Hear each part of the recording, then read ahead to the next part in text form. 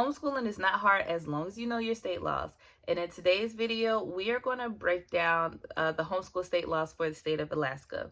I'm doing this whole series reading the homeschool laws of all 50 states, showing you exactly what is required to homeschool so you can see how simple it is. And if you don't know me or you're new to this video, this is your first time watching this, my name is Samaria and I'm a homeschool coach. And I teach parents how to break away from the school system and give their children the education that they truly deserve.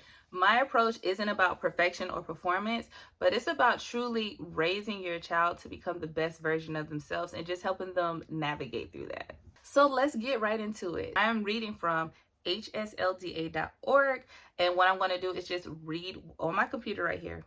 Got my computer. I'm going to read what they say the homeschool laws are, and I'm going to explain it to you in the most simple terms, in layman's terms, the most simple way, so that you understand exactly what it means. Homeschool in Alaska, there are 4 options of homeschooling. The school required for ages 7 through 18. So basically what that means is you ain't got to worry about these homeschool laws until your child hits the age of 7. So if you're homeschooling any child 6 and under, you can homeschool how you want to. You don't have to worry about attendance and all that. Just do you. But once they hit age 7, then you want to make sure you follow these rules, right? So like I said, there are 4 options to homeschool in the state of Alaska. Option 1 is homeschooling under the homeschool statute. Option 2 is homeschooling with a private tutor. Option 3 is homeschooling with a school board approval. Option 4 is homeschooling as a religious private school. Option 1, homeschooling under the homeschool statute. And I'm actually smiling because it's like one paragraph. So it says, this option allows you to educate your child in your home as long as you are the parent or legal guardian. There are no requirements to notify the state, seek approval, test, file forms, or any teacher qualifications. I mean, that's simple enough. It literally says if you're homeschooling under homeschool statute, do you, boo-boo. You ain't got to tell nobody. You ain't got to notify nobody. You ain't got to do no attendance, no records, none of that. Let me say this, because I am a homeschool coach. For me personally, even though this is an option and this is what the state says, I personally would recommend that you do this, not just for legal purposes, but for you to keep track of what you got going on. Like, for example, lesson planning or keeping track of your lessons.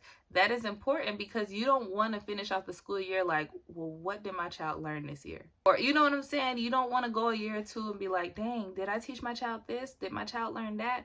All these things. So for me, it is important to have some type of record keeping, whether it's attendance so that you're on track of things, whether it's a schedule, or whether it's, the lesson planning, keeping track of those things. I feel that is extremely important, and I recommend it no matter, even though Alaska don't require it. I'm just going to throw that nugget in there. Option 2 is homeschooling with a private tutor. So it says children can be instructed at home by a tutor who is an Alaska certified teacher. That's it. So if there is a teacher that you know that probably have left the school system, and they're probably offering tutoring services or homeschool services or even a micro school, we'll talk about that in another video, you can homeschool under that. Option 3 is homeschooling with a school board approval.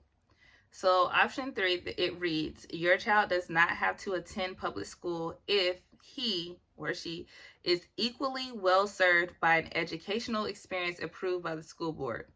In order to homeschool under this option, you must submit a written request to the principal or school administrator of the school your child attends and receive a written excuse from attendance. This one, it kind of shook me up a little bit, where it says that your child does not have to attend public school if they are equally well served by an educational experience approved by the school board. But for me reading this sounds like maybe it's a hybrid model. So your child may not have to attend school, but the school may provide any type of curriculum or learning instruction for the children, and you do that at home. I could be wrong, but that's what it sounds like. If you do this method or you do this option and you receive any type of material, any type of curriculum, or even field trips or anything from a school, that's kind of like a hybrid model, and that will fall under homeschooling with a school board approval. Some states, they allow you to homeschool under a charter school, and I'm quickly throwing in the different ways to homeschool. which will be in another video, but I'm just letting you know so you have an idea of what that looks like or what that means. And option 4 is homeschooling as a religious private school. So if you were to choose this option, option 4, you will file a notice of enrollment. You must file an annual private school enrollment reporting form with the local superintendent by the first day of public school. You must use the enrollment reporting form for school districts provided by the Department of Education on its website. So just to let you know, every state has a Department of Education. They have a Department of Education website. If you put in Alaska Department of Education, it will lead you to the enrollment reporting form for school districts. The second thing you must do when you're homeschooling as a religious private school is to file the exempt religious and other private schools enrollment in school calendar forms. These forms must be filed before October 15th each year with the Department of Education, which is on their website. Number 3, maintain monthly attendance records. You must maintain monthly attendance records showing 180 days of school attendance each year. Sometimes these numbers might trip people up when it comes to 180 days, but I'm going to break it down to you. Very, very simple. Let's say that you homeschool, you homeschool 9 months out the year. So 9 months out the year, your child receives some type of education through homeschooling. So if you do 20 days each month for 9 months, that gives you 180. So 9 months, 20 days, 180 days. It's very simple because it gives you the flexibility. You know, most days have 30 days. So you got 11 days to kind of free flow, do as you please. But I don't want you to get tripped up over that number. As long as you can hit 20 days a month for 9 months, you're good. And the next thing you must do is maintain permanent records. So you must maintain and certify to the Alaska Department of Education that you are maintaining permanent records of immunization, courses, standardized testing, academic achievement, and physical exams. There is a form, again, provided by the Alaska's Department of Education website that you can go on for that. Then it says file a corporal discipline policy. If your school has children or of more than one family, file a corporal discipline policy. Again, I don't want y'all to trip out. This is homeschooling as a religious private school. Think of it like church. If you're homeschooling out of a church school, private school, or anything like that, like in Alabama they call it church school. This is something that the school would have to do. And you just have to make sure that if you're under that school or that church, that they are abiding by the rules. And then it says, do not accept any state or federal funding. Again, most churches, when they decide to homeschool, they do not get funding. So they will charge you usually a monthly fee for that. The last thing it says, comply with testing requirements. Standardized testing is required for 4th, 6th, and 8th grades. Test results must be made available to the Department of Education upon request. The parent may select any nationally standardized achievement test that measures achievement in English grammar, reading, spelling, and mathematics. This is, again, breaking down homeschooling under a private religious school, or in many cases a church in Alaska. If you're not doing that, you ain't got to worry about all that. Those are the 4 options. Let me know in the comments what you think. Does this give you like a sense of relief where it's like, you know what? I might move to Alaska. Or you know what? This is more simple than I thought it could be.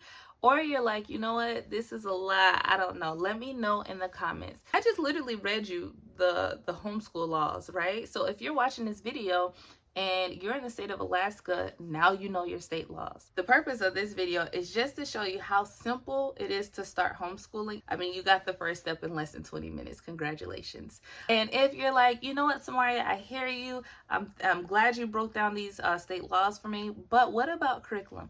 What do I do? I'm not a teacher. I don't know if I can do this because I don't want to fail my child. I want to let you know that I did create the curriculum matcher. It will actually be linked in the description below, so you can just click on the link and get it from there.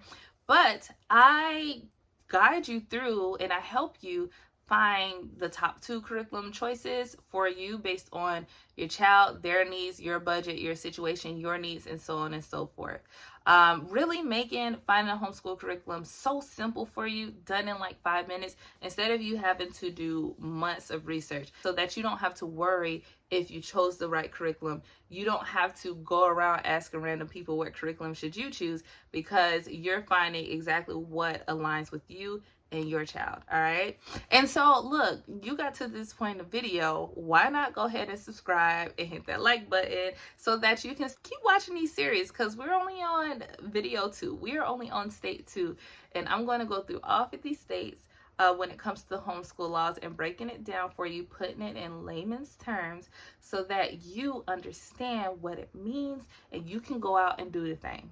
You ain't got to stress or worry about it anymore. So I thank you so much for watching this video, and I'll see you next time. Bye.